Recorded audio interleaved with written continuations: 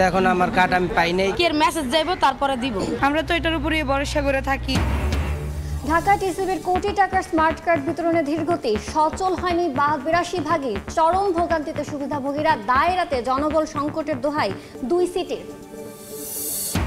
রমজান ঘিরে আমদানি করা ভোগ্যপণ্য খালাসে ধীর গতি, খোলা বাজারে দামের প্রভাব পড়ার শঙ্কা, দীর্ঘ সূত্রতা জরিমানা গুনছে মাদার ভ্যাসেল কর্তৃপক্ষ। চলতি মাসে জাতীয় গ্রিডে যুক্ত হচ্ছে 2টি কূপের গ্যাস, দৈনিক মিলবে 35 থেকে 40 মিলিয়ন ঘনফুট। গ্রীষ্মে বাড়তি চাহিদা মেটাতে কাজে লাগানোর আশা পেট্রো বাংলার। নথিতে ঘুরপাক খাচ্ছে বগুড়া বিসিকের দ্বিতীয় শিল্প পার্ক, একনেকে অনুমোদনের অপেক্ষা। 4000 কোটি টাকার বিনিয়োগ আটকে থাকার দাবি ব্যবসায়ীদের। এবং অবশেষে জিম্মি দশা থেকে মুক্তি মিলছে সন্দ্বীপবাসীর। ইজারাদারদের সিন্ডিকেট ভেঙে যাত্রী পারাপারে নৌপথ পরিচালনার দায়িত্বে বিআইডব্লিউটিএ, ভাড়া কমায় খুশি।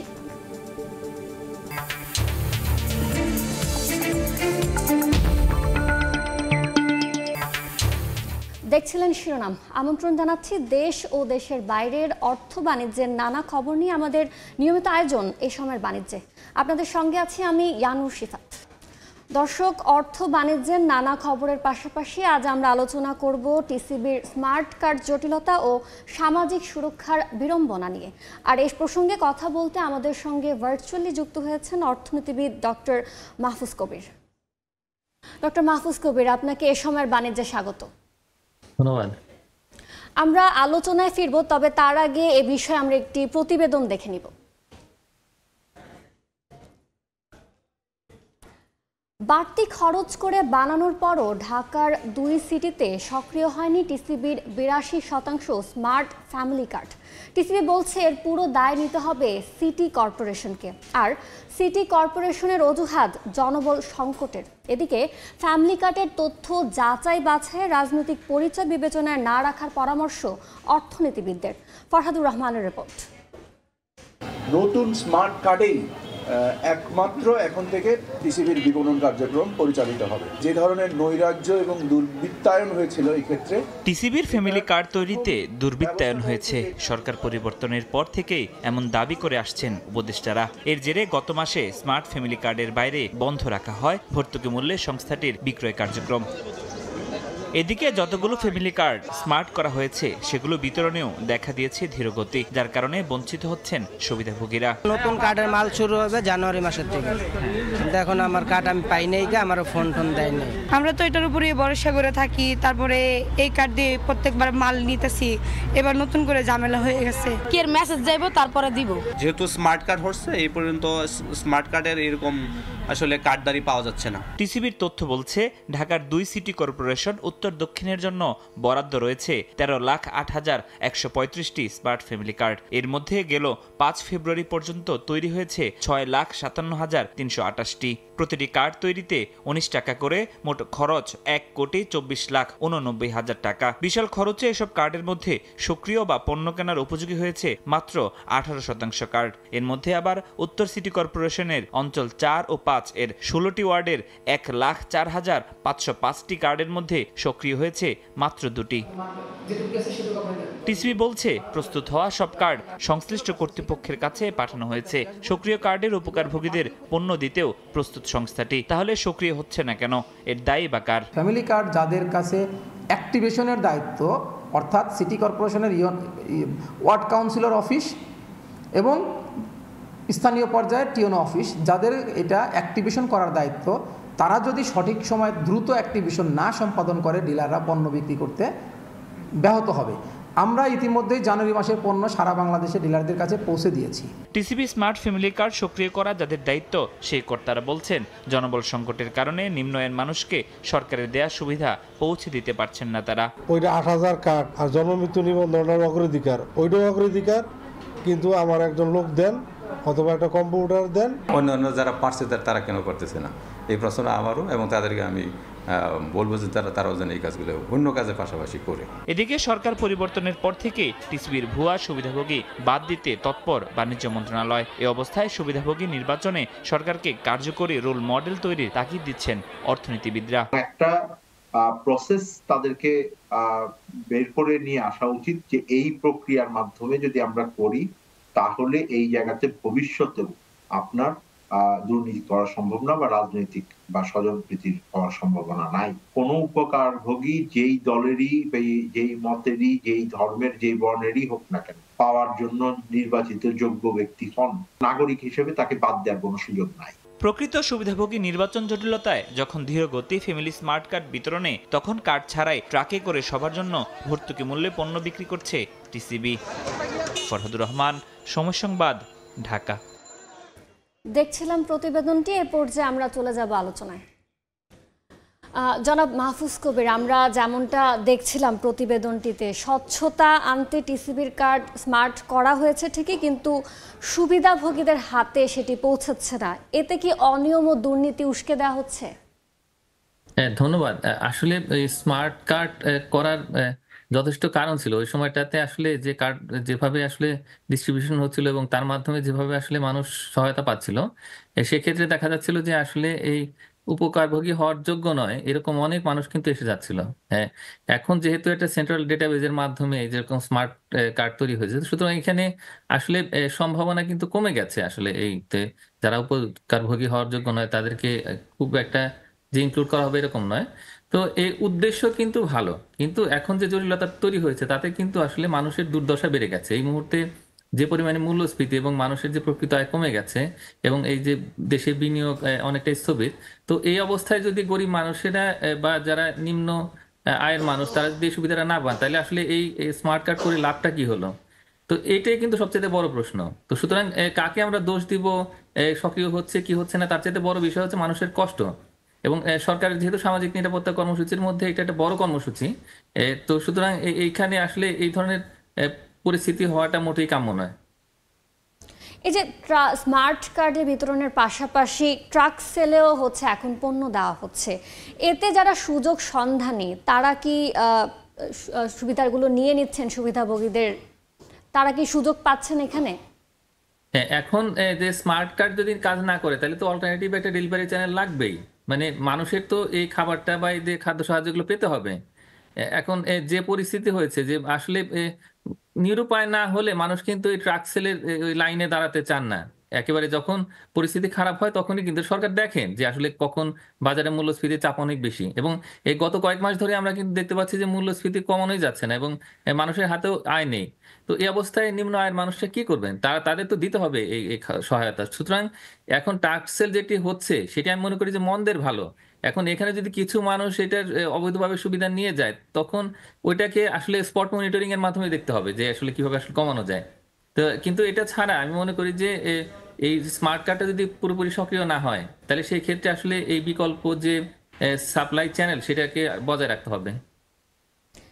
এছাড়া আমি যেটা জিজ্ঞেস করতে চাচ্ছি সেটা হচ্ছে, আমরা যেমনটা দেখতে পেয়েছি যে আসল যে সুবিধাভোগী তারা কি এখানে বঞ্চিত হচ্ছেন? আমি আপনাকে আবার প্রশ্ন করছি যে এই যে এখন ট্রাক সেলের মাধ্যমে আবার পণ্য দেওয়া হচ্ছে, এতে কি আসল যারা সুবিধাভোগী তারা বঞ্চিত হচ্ছেন? হ্যাঁ, তাদের বঞ্চিত হওয়ার একটা আশঙ্কা রয়েছে। তার কারণ তারা তো প্রত্যাশা করেছিলেন যে স্মার্ট কার্ড হবে এবং স্মার্ট কার্ডের মাধ্যমে যারা একেবারে সুবিধাভোগী হওয়ার যোগ্য বা যারা প্রত্যাশা করছেন যে তারা পাবেন, তো তাদের পাওয়ার কথা সেইভাবেই। তো সুতরাং যারা স্বচ্ছতার কথা চিন্তা করছেন, যারা ভাবছেন যে আসলে ন্যায্যভাবে এই বন্টনটা হবে, যেহেতু যে এখন যে পরিবর্তিত পরিস্থিতি, জুলাই আগস্টের যে গণঅভ্যুত্থান, এরপরে তো সবাই আসলে এটা ন্যায্যতার কথা বলছেন বা এটা সুন্দর স্বচ্ছভাবে যাতে বন্টন হয় যে সহায়তাগুলো। তো এই অবস্থায় একটা হতাশা নিশ্চয়ই কাজ করছে এই মানুষদের মধ্যে যারা আসলে প্রকৃত সুবিধাভোগী। সুতরাং এই জায়গাতে কিছু এখন ট্রাক সেল হলে তো খুবই স্বাভাবিক যে কিছু মানুষ এখানে চলে আসবেন, যেটা আসলে বন্ধ করার জন্যই কিন্তু এই স্মার্ট কার্ডটা করা হলো। তো সুতরাং উদ্দেশ্য পূরণ হচ্ছে না, অথচ এই ট্রাক সেলের মাধ্যমে কিছু মানুষ আসলে অবৈধভাবে এই সুবিধাটা নিয়ে যাচ্ছে। আমরা বরাবরই কিন্তু দেখি এই ধরনের যে কার্যক্রমগুলো রয়েছে প্রকৃত সুবিধাভোগীদের খুঁজে বের করাটাই কঠিন হয়ে যায়, একটা বড় চ্যালেঞ্জ থাকে। আমরা তো জানি দরিদ্র মানুষের সংখ্যা কত, তাহলে তাদের ট্রেস করা কেন যাচ্ছে না? এখন দরিদ্র মানুষের সংখ্যা নিয়ে কিন্তু প্রশ্ন উঠছে, তার কারণ যে হাউস হোল্ড ইনকাম এক্সপেন্ডিচার সার্ভেটা হয়েছে 2022 সালে, বা তার আগে কয়েক বছর যেটা হয়েছে, তো সেগুলো নিয়ে কিন্তু এখন নানা রকম সমালোচনা হচ্ছে যে আসলেই এটা রাজনৈতিক বিবেচনায় সংখ্যা কমিয়ে দেখানো হয়েছে কিনা। মানে অভাবী মানুষের সংখ্যা কিন্তু ব্যাপক, কিন্তু ওই পরিসংখ্যানে যেহেতু আসছে না, তো সুতরাং ওই জায়গাতে একটা সমস্যা আছে, তো সেগুলো একটু সমাধান করতে হবে। তো আসলে যারা উপভোগী হওয়ার মতো তাদেরকে দিতে হবে, এবং দেওয়ার জন্য যে তথ্য ভান্ডারের কোনো বিকল্প নেই এবং স্মার্ট কার্ডেরও আসলে বিকল্প নেই। তো সুতরাং এই জায়গাতেই আমি মনে করি যে বড় রকমের একটা ঘাটতি রয়ে গেছে, যে দরিদ্র মানুষের সংখ্যাটা মানে প্রকৃত সংখ্যাটা জানা যাচ্ছে না। তো এখন ওই জায়গাটাতেই আমি মনে করি যে একটু ম্যাচিং দরকার, যে আসলে রিয়ালিটিটা কি এবং সংখ্যায় কোথায় সমস্যা। তো সেইভাবে করে আসলে আমি মনে করি যে সিটি কর্পোরেশনগুলো এই কাজগুলো করতে পারতো সহজেই, তার কারণ তারা তো একদম সাধারণ মানুষের সাথে কাজ করে। তো সুতরাং এইখানে একটা বড় সমস্যা এখনো রয়ে গেছে, এবং এটার আসলে পুরো যে এই সমস্যা সেটি আসলে যারা প্রকৃত অর্থে উপকারভোগী হওয়ার মতো তারা কিন্তু এটার কারণে বঞ্চিত হয়ে যাচ্ছে। আচ্ছা, এতে তো আমাদের সামাজিক সুরক্ষা খাতের অপচয় হচ্ছে, এবং এক্ষেত্রে রাজনৈতিক যে নেতারা রয়েছেন তাদের কি ভূমিকা পালন করা উচিত? হ্যাঁ, এটা একটা বড় সমস্যা। আমাদের যে পুরো সামাজিক নিরাপত্তা খাত, সেখানে 1,36,000 কোটি টাকার একটা বড় বাজেট আছে, এবং সে যাতে খুব বেশি কিন্তু কাটছাট এখনো পর্যন্ত হয়নি। তো এখন এই যে একটা মানে মানুষদেরকে খাদ্য সহায়তা দেওয়া, এই যে স্মার্ট কার্ডের মাধ্যমে বা এই যে ট্রাকসেল যেটা আমরা টিসিবির অপারেশন বলি, তো এই সব মিলিয়ে কিন্তু এখানে বেশ বেশ অনেক টাকা বরাদ্দ করা হয়েছে, এবং এটার উদ্দেশ্যই হলো যারা বিপন্ন মানুষ, যারা অভাবী মানুষ, তাদেরকে এই সহায়তাটা পৌঁছে দেওয়া। তো সেই জায়গাতে যদি অপচয় হয়, এবং এই সময়টাতে অপচয়টা কিন্তু খুবই মানে অপ্রত্যাশিত, এবং এটা আসলেই গ্রহণযোগ্য নয়। তার কারণ এখন মানুষ স্বচ্ছতার কথা বলছে এবং প্রত্যাশা করছে যে এখন যেহেতু রাজনৈতিক সরকার নেই, তো যে সরকার আছে সেই সরকার কিন্তু বৈষম্য বিরোধী সরকার। তো সুতরাং তাদের কাছ থেকে প্রত্যাশা আকাশচুম্বী। এই অবস্থায় এই অপচয়টা হলে, এবং একই সঙ্গে যেহেতু একটা রেভিনিউ ক্রাইসিস রয়েছে, যে এই রাজস্ব কিন্তু আদায় হচ্ছে না, এই সরকার অতিরিক্ত যে ভ্যাট সম্পর্ক শুল্ক চাপিয়ে দিচ্ছে মানুষের মধ্যে। তো সুতরাং এর পরেও যদি এরকম অপচয় হয়, তাহলে এটা একেবারেই গ্রহণযোগ্য নয়। ধন্যবাদ আমাদের সঙ্গে যুক্ত হওয়ার জন্য জনাব মাহফুজ কবির। ধন্যবাদ। টিসিবি ট্রাকসেল নিয়ে আমরা কথা বলছিলাম অর্থনীতিবিদ ডক্টর মাহফুজ কবিরের সঙ্গে। এ পর্যায়ে চলে যাব অন্য বিষয়। রমজান ঘিরে কয়েক লাখ মেট্রিক টন পণ্য আমদানি হলেও মাদার ভেসেল থেকে খালাসে দেখা দিয়েছে ধীরগতি। এ অবস্থায় নদী ও সাগরে ভাসমান গুদাম হিসেবে ব্যবহার হওয়া পণ্য বোঝাই লাইটারেজ জাহাজগুলোর বিরুদ্ধে অভিযানে নামার ঘোষণা দিয়েছে নৌ পরিবহন অধিদপ্তর। সাখাওয়াত চিপুর ক্যামেরায় বিস্তারিত জানাচ্ছেন কমল দে। চট্টগ্রাম বন্দরের বহির্নোঙরে মঙ্গলবার ৪৫ থেকে ৪৭টি মাদার ভেসেল পণ্য খালাসের অপেক্ষায় থাকলো। তার বিপরীতে লাইটারের জাহাজ বরাদ্দ করা হয়েছে মাত্র ৪৭টি। অথচ আমদানি করা পণ্য দ্রুত বাজারে পৌঁছাতে প্রতিদিন ১০০ বেশি লাইটারের জাহাজ প্রয়োজন। লাইটারের সংকট আছে বর্তমানে, এটা গত সপ্তাহ দিন খুব তীব্র আকার ধারণ করছে। চট্টগ্রাম বন্দর হয়ে ঢাকার নারায়ণগঞ্জ সহ বিভিন্ন নৌ রুটে চলাচলের জন্য প্রায় ১,৫০০ লাইটারের জাহাজ রয়েছে। প্রতি মেট্রিক টন পণ্য পরিবহনের জন্য ৫৫০ টাকা ভাড়া আদায় করে লাইটারেজ জাহাজ মালিক। অবশ্য বড় বড় শিল্প গ্রুপগুলোর নিজস্ব লাইটারি সিস্টেম রয়েছে। চট্টগ্রাম বন্দরের বহির্নোঙরে অবস্থানরত মাদার ভেসেল থেকে প্রথমে পণ্য খালাস করা হয় এইসব লাইটারের জাহাজে। এরপর লাইটারের জাহাজগুলো পণ্য ডেলিভারি দেয় বিভিন্ন নদী বন্দর এবং ঘাটে। কিন্তু অভিযোগ উঠেছে পণ্য ডেলিভারি না দিয়ে লাইটারের জাহাজগুলো নদী এবং সাগরে ভাসমান গুদাম হিসাবে ব্যবহার হচ্ছে। স্ক্র্যাপ লোহা, সার, কয়লা, সিমেন্ট, ক্লিংকার, পাথর ছাড়াও ভোগ্য পণ্য পরিবহনে ব্যবহার হয় এসব লাইটারের জাহাজ। কিন্তু লাইটারের জাহাজগুলো খালাস শেষে ফিরে না আসায় মাদার ভেসেল থেকে পণ্য খালাসে ধীরগতি নেমে এসেছে। আমরা চাচ্ছি যে ইমিডিয়েটলি তারা বিভিন্ন গোডাউনে বা বিভিন্ন গন্তব্যে তারা যেন জাহাজগুলি তাড়াতাড়ি খালি করে এবং অটোমেশনভাবে তারা খালি করে। লাইটারের জাহাজ সংকটের কারণে বন্দরের বহির্নোঙরে মাদার ভেসেলের অবস্থানের সময় ক্রমশ বেড়ে যাচ্ছে। ফলে প্রতিদিন ১০ থেকে ১৫,০০০ মার্কিন ডলার জরিমানা গুনতে হচ্ছে জাহাজগুলোকে।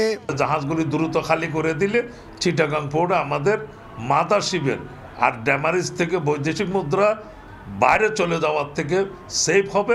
ইম্পোর্টাররা ক্ষতিগ্রস্ত হচ্ছে, আলটিমেটলি সাফারার জনগণ, কারণ এই যে কস্ট সেটা কিন্তু প্রোডাক্টের উপরে ইনক্লুড হয়ে যাবে।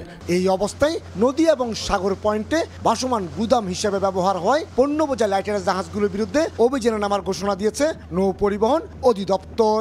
নৌ পরিবহন অধিদপ্তর BIWTA কোস্টগার্ড এবং নৌ পুলিশের সমন্বয়ে মোবাইল কোর্ট পরিচালনা করা হবে।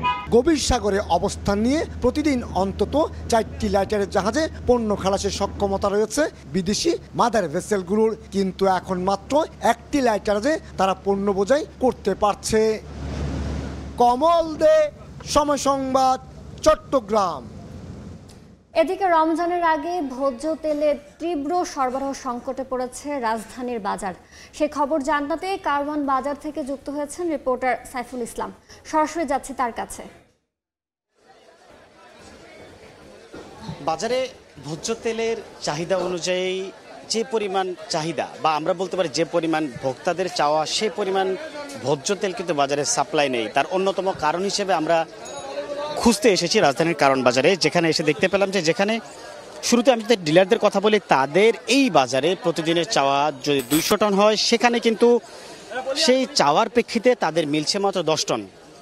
এই পাশাপাশি 10 টনের পাশাপাশিও কিন্তু অন্য পণ্য, যেখানে হচ্ছে ডাল বলা যায়, চিনি বলা যায় বা বিভিন্ন ধরনের ডাল বলা যায়, এই প্রোডাক্টগুলো হচ্ছে দিয়ে দিচ্ছে। এরকম একটা অভিযোগের ভিত্তিতে কিন্তু আমরা ডিলারদের সাথে কথা বলেছিলাম, তারা বলছেন যে এটা সত্য।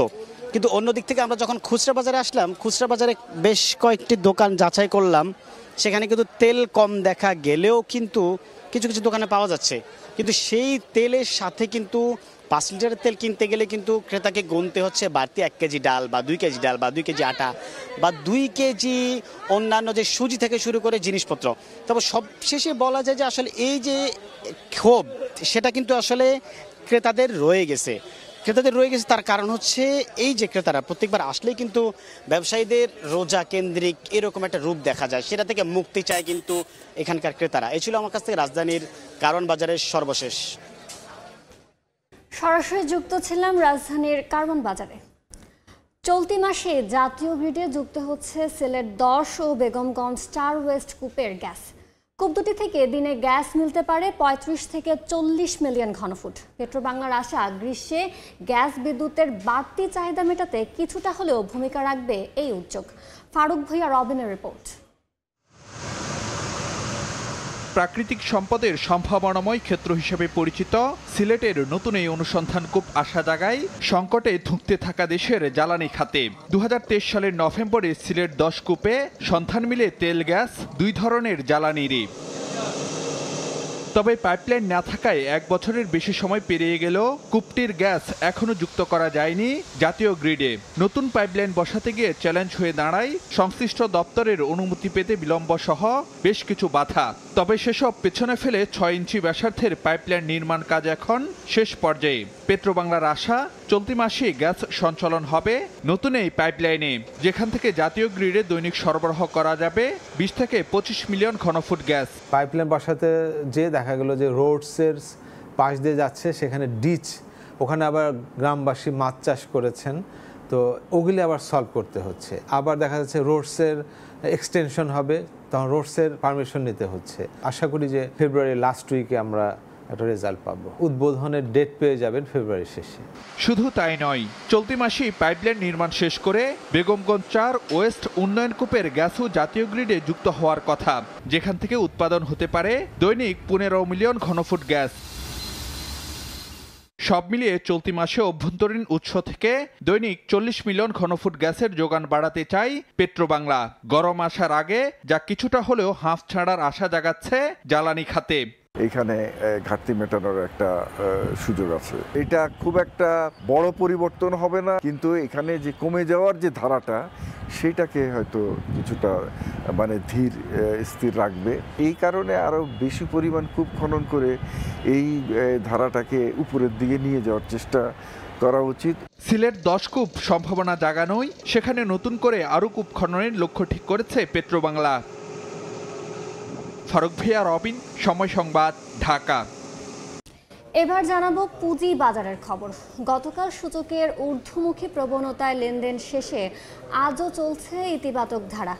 এই মুহূর্তে বাজারের পরিস্থিতি জানতে সরাসরি যাচ্ছি ঢাকা স্টক এক্সচেঞ্জ ডিএসসির ওয়েবসাইটে। আমরা যেমনটা গতকাল দেখেছি যে ঊর্ধ্বমুখী প্রবণতার মধ্য দিয়ে লেনদেন শেষ হয়েছে এবং আমরা আজও দেখতে পাচ্ছি যে লেনদেনের প্রথম 1.5 ঘন্টায় ঊর্ধ্বমুখী প্রবণতার মধ্য দিয়ে 3টি সূচকই লেনদেন হচ্ছে। তার মধ্যে প্রধান সূচক ডিএসই এক্স সূচক হচ্ছে 12 পয়েন্ট বেড়ে এখন অবস্থান করছে 5204 পয়েন্টে এবং যেটা সরিয়া সূচক ডিএসই এস সূচক বর্তমানে অবস্থান করছে 1154 পয়েন্টে এবং এটি বেড়েছে হচ্ছে 2 পয়েন্ট। এছাড়া ভালো 30টি প্রতিষ্ঠান নিয়ে গঠিত সূচক DS30 সূচক এখন অবস্থান করছে 1914 পয়েন্টে এবং এটি বেড়েছে 0.87 পয়েন্ট এবং এখন অবধি লেনদেন হয়েছে 116 কোটি টাকার শেয়ার ও কোম্পানির শেয়ার এবং যে কয়েকটি প্রতিষ্ঠানের শেয়ার লেনদেন হয়েছে তার মধ্যে 193টি প্রতিষ্ঠানের শেয়ারের দাম বেড়েছে এবং বিপরীতে কমেছে 106টি প্রতিষ্ঠানের শেয়ার দর এবং অপরিবর্তিত রয়েছে 79টি প্রতিষ্ঠানের শেয়ার দর। এখন আমরা দেখে নেব যে প্রতিষ্ঠানগুলোর শেয়ার দাম সব শীর্ষে রয়েছে সে প্রতিষ্ঠানগুলো।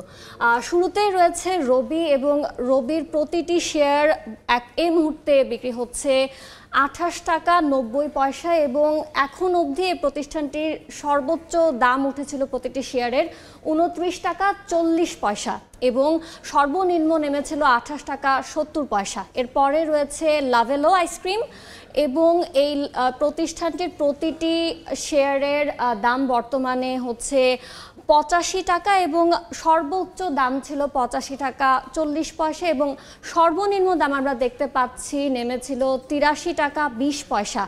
এরপরে রয়েছে আলহাজ টেক্সটাইল এবং এই প্রতিষ্ঠানের প্রতিটি শেয়ার হচ্ছে 144 টাকা 40 পয়সায় বিক্রি হচ্ছে এবং শীর্ষ প্রতিষ্ঠানগুলোর মধ্যে এই প্রতিষ্ঠানটির শেয়ারের দামই তুলনামূলক বেশি এবং এর সর্বোচ্চ দাম উঠেছে প্রতিষ্ঠানটির হচ্ছে 155 টাকা এবং সর্বনিম্ন দাম ছিল 141 টাকা 50 পয়সা।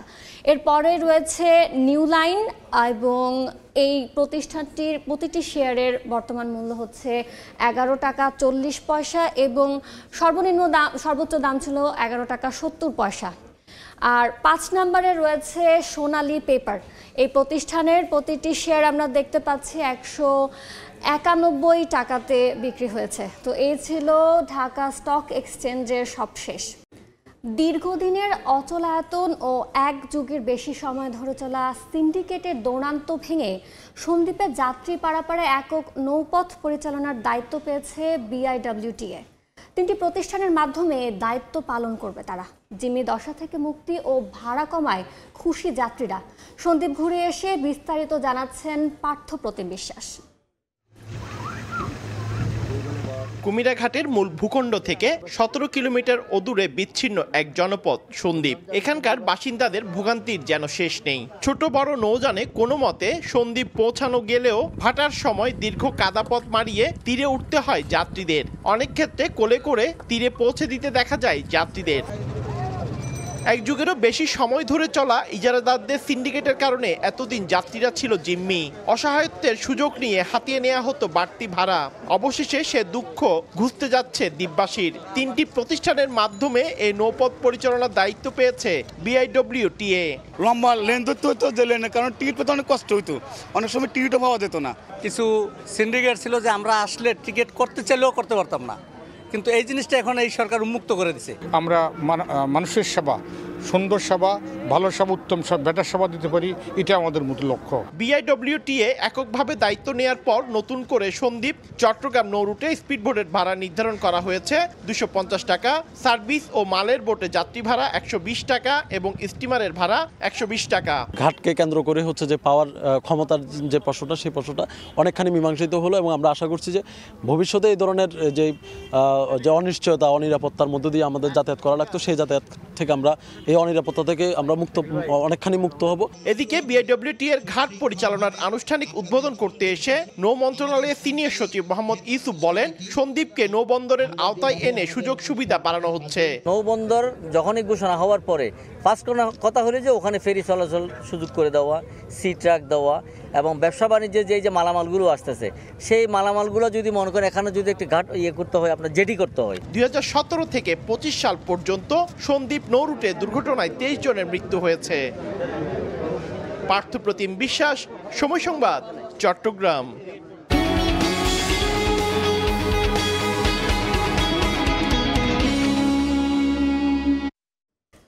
10 বছর ধরে নথিপত্রেই ঘুরপাক খাচ্ছে বগুড়ার বিসিক দ্বিতীয় শিল্প পার্ক নির্মাণের কাজ।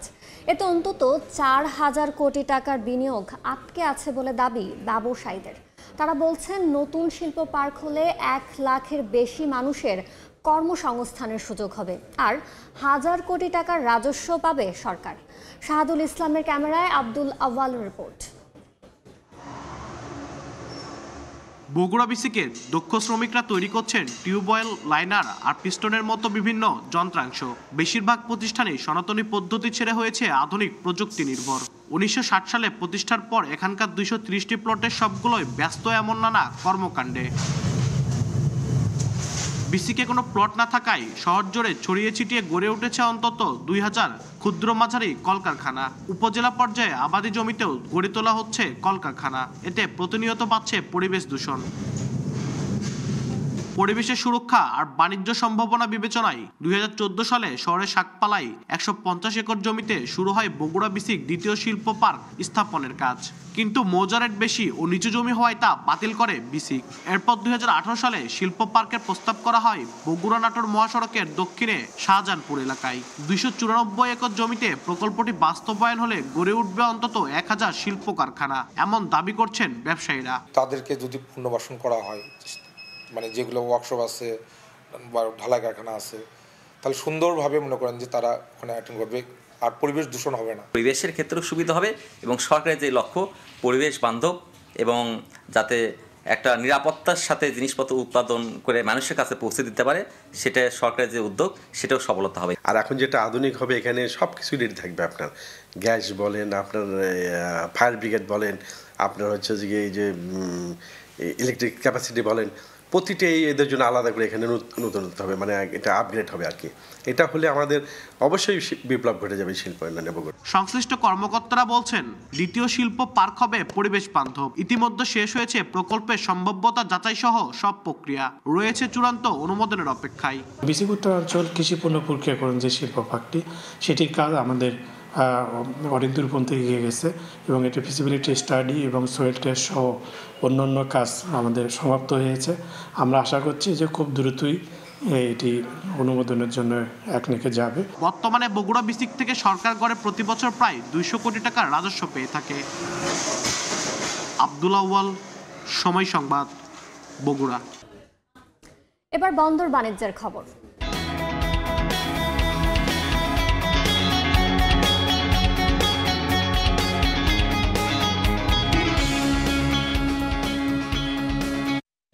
ব্যাপক সম্ভাবনা থাকার পরও প্রসার ঘটছে না হিলি স্থল বন্দরে আমদানি রপ্তানি বাণিজ্যের।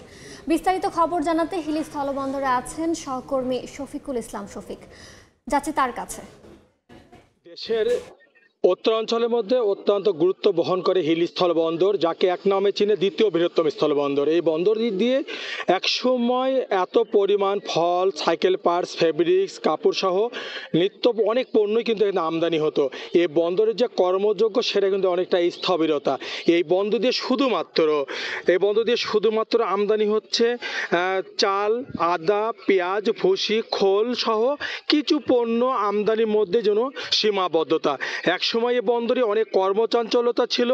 দেশের বিভিন্ন জায়গা থেকে পাইকারি ব্যবসায়ীরা আসতো, কর্মযোগ্য এখানে হাজার হাজার শ্রমিকরা ব্যস্ত থাকতো। সেই বন্দরদের মধ্যে বর্তমান যে অবকাঠামো, জায়গার যে অধিগ্রহণ, জায়গার যে পর্যাপ্ত জায়গা, সুযোগ সুবিধা, রাস্তাঘাট সব কিছু মিলে যখন অনেক উন্নত, তখন ব্যবসা বাণিজ্য যেমন অনেকটা স্থবিরতা। যেমন 2014 সালের পর থেকে বন্দরে কোনো সব ধরনের ফল আমদানি বন্ধ রয়েছে। তবে সরকারভাবে বন্ধ না করলেও পারলেও সরকারি যে ঊর্ধ্বতন কাস্টম কর্তৃপক্ষ, স্থানীয় কাস্টম কর্তৃপক্ষর যে কিছু সিদ্ধান্তর কারণে কিন্তু বর্তমানে আমদানিকারকরা ফল আমদানি করেন না। তারা বলছেন যেহেতু চাকার একটা বার তৈরি করা হয়েছে, বিশেষ করে ফল আমদানির পরে চাকা গুনে তাদেরকে শুল্ক নির্ধারণ করা হয়, মানে তাই এতে করে ব্যবসায়ীরা চূড়ান্ত ক্ষতিগ্রস্ত হয়। যদি কেউ 10 টন পণ্য যদি আনে 12 চাকাতে, তাকে 14 টনের ডিউটি দিতে হবে। তাছাড়া যে কোনো পণ্য আনার পর স্থানীয় কাস্টমসের যে অসহযোগিতা রয়েছে এমনটা অভিযোগ করছেন কিন্তু ব্যবসায়ীরা, যার কারণেই কিন্তু এই বন্দর দিয়ে আমদানির যে একটা বাণিজ্য সেটা কিন্তু অনেকটা স্থবিরতা। শুধুমাত্র বর্তমানে যে ট্রাকগুলো দেখছেন এগুলো চাল বোঝাই ট্রাক, কখনো পেঁয়াজ আসছে, চাল, খোল, ভুট্টা, এছাড়া যে নিত্য যে পণ্য যেগুলো ইতিপূর্বে আসতো সেটা কিন্তু এখন বর্তমানে আমদানি করছে না। যদিও এ বন্দর 1986 সালে বন্দরের যাত্রা শুরু হয়, এর গতি বৃদ্ধির লক্ষ্যে 2005 সালে কিন্তু বেসরকারি অপারেটর পানামাকে 25 বছরের লিজ দেয় ব্যবসার গতি বৃদ্ধির লক্ষ্যে।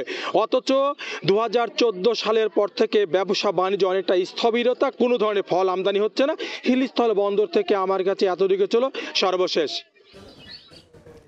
সরাসরি যুক্ত ছিলাম হিলি স্থলবন্দরে। গানে গানে ও শ্রদ্ধায় স্মরণের মধ্য দিয়ে শেষ হলো 2 দিন ব্যাপী শাহ আব্দুল করিম লোক উৎসব 2025। স্থানীয়দের পাশাপাশি দেশ ও দেশের বাইরে থেকে আসা বাউল সম্রাটের ভক্ত অনুরাগীরা আব্দুল করিমের ওমর করে রাখতে তার সৃষ্টি আরাধনায় মেতে ওঠেন। শুক্রবার সুনামগঞ্জের দিরায়ে বাউল সম্রাট পুত্র শাহ নূর জালালের সভাপতিত্বে এই আয়োজনের উপস্থিত ছিলেন সুনামগঞ্জের জেলা প্রশাসক ডক্টর মোহাম্মদ ইলিয়াস মিয়া, বিকাশের chief external and corporate affairs manager major general Sheikh Mohammad Monirul Islam সহ অন্যান্যরা। এই উৎসবকে কেন্দ্র করে নানা রকম দেশীয় পণ্যের পসরা সাজিয়ে জমে ওঠে বর্ণিল মেলা। সাধারণ মানুষের জন্য সেবা নিয়ে এসছে।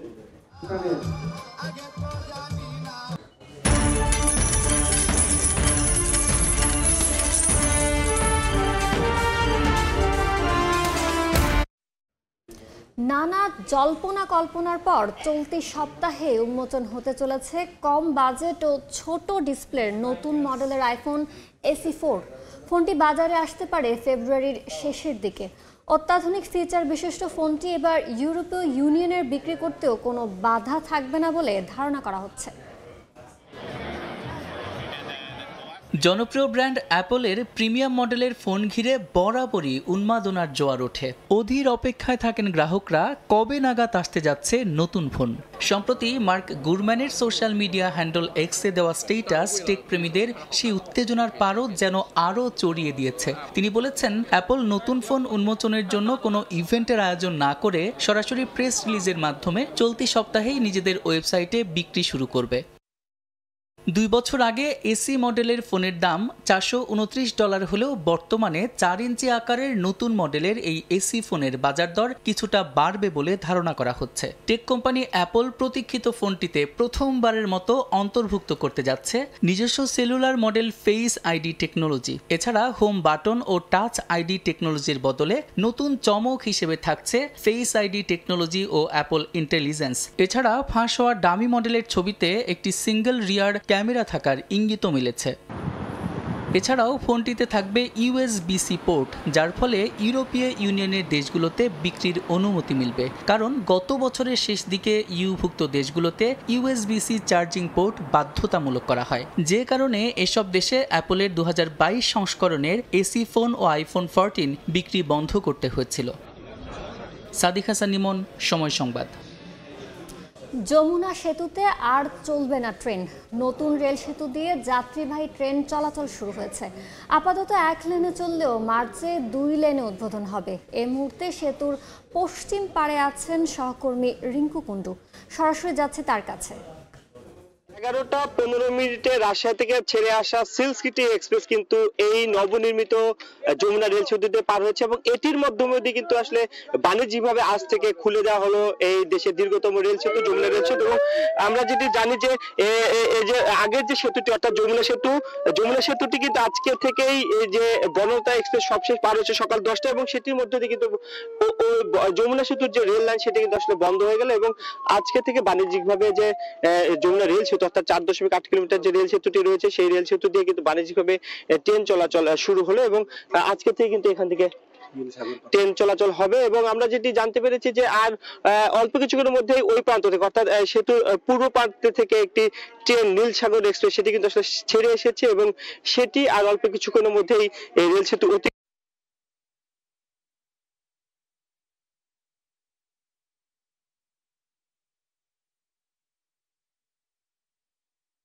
যমুনা সেতুর পশ্চিম পাড় থেকে সরাসরি যুক্ত হয়েছিলেন সহকর্মী রিঙ্কু কুণ্ডু। পহেলা ফাল্গুন বিশ্ব ভালোবাসা দিবস ও 21শে ফেব্রুয়ারি উপলক্ষে জমে উঠেছে ফুলের হাট। ক্রেতা বিক্রেতার হাক ডাকে চলছে বেচা কেনা।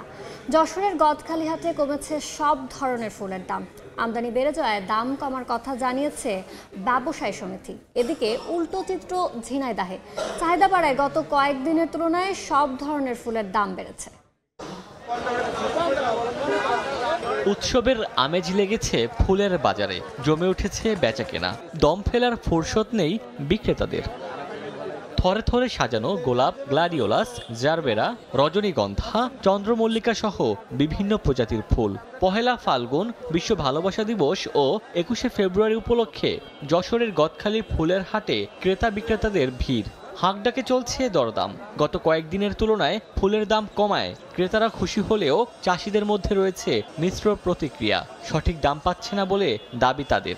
গতবার আমরা 22 টাকা এবং তারও বেশি বেচেছি ফুল, কিন্তু এবারে ঢাকার ব্যাপারে না কিনাতে অর্ধেক দামে চলে এসেছে। গত বছর তো 25-30 টাকা আমরা পাইছিলাম, কিন্তু এবছর তো এই টার্গেটটা আমাদের বেশি গেছে। অন্যান্য বছরের তুলনায় এবছর দামটা একটু কম। এদিকে আমদানি বেড়ে যাওয়ায় ফুলের দাম কমেছে বলে জানিয়েছে গদখালি ফুল চাষি ও ব্যবসায়ী সমিতি। বাজারে ফুলের আমদানি এবছর একটু বেশি তুলনামূলক, যার কারণে দামটা কম, বিশেষ করে গরম। কারণ হঠাৎ গরম পড়াতে ফুল ফুটতেছে বেশি, যার কারণে ফুলের আমদানি বেশি। যশোরে ফুলের দাম কমলেও ঝিনাইদহের চিত্র ভিন্ন।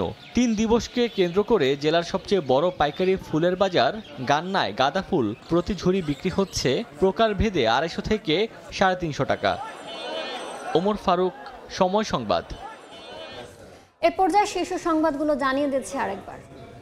এখন আমার কার্ড আমি পাই নাই, কি এর মেসেজ যাইবো তারপরে দিব। আমরা তো এটার উপরে ভরসা করে থাকি। ঢাকা টিসিবির কোটি টাকার স্মার্ট কার্ড বিতরণে ধীরগতি। সচল হয়নি 82 ভাগই। চরম ভোগান্তিতে সুবিধাভোগীরা। দায় এড়াতে জনবল সংকটের দোহাই 2 সিটি। রমজান ঘিরে আমদানি করা ভোগ্যপণ্যের খালাসে ধীরগতি। খোলা বাজারে দাম প্রভাব পড়ার শঙ্কা। দীর্ঘসূত্রতায় জরিমানা গুনছে মাদার ভেসেল কর্তৃপক্ষ। এবং চলতি মাসে জাতীয় গ্রিডে যুক্ত হচ্ছে 2টি কূপের গ্যাস। দৈনিক মিলবে 35 থেকে 40 মিলিয়ন ঘনফুট। গ্রীষ্মে বাড়তি চাহিদা মেটাতে কাজে লাগানোর আশা পেট্রো বাংলার।